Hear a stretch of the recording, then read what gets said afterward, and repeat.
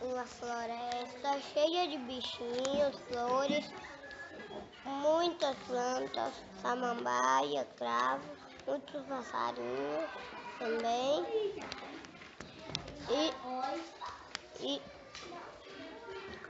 caracóis, passarinhos, muitas espécies e também muitas flores. E todo mundo ajudava o outro.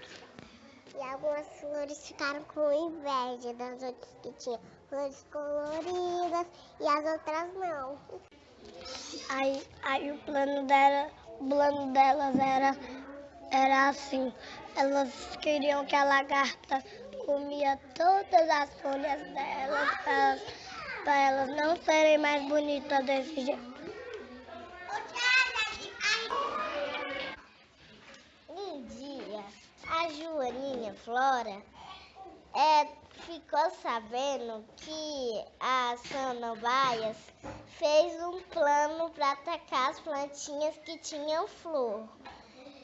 Aí, as plantinhas que não tinham flor aí a Joaninha chamou todos os bichinhos, a abelha, a borboleta, o esquilo, as formigas e a libélula. Todo mundo ficou ouvindo. Aí a Samambaias ficou conversando desse plano maldoso que queria fazer com as flores. A Joaninha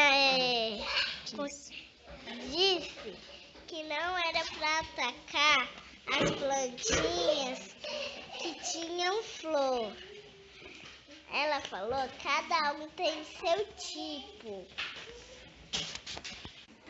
Um certo dia, em uma manhã seguinte, as lagartas estavam lá devorando as plantas.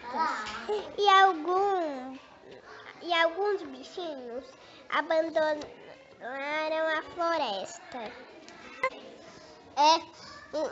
Uma floresta que foi atacada por um gafanhoto gigante.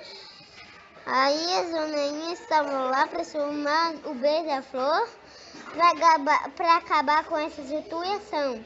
E a Joaninha Flora criou um plano do bem.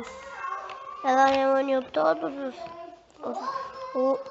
as bélulas, os passarinhos, os beija-flores para pegar semente de plantinhas.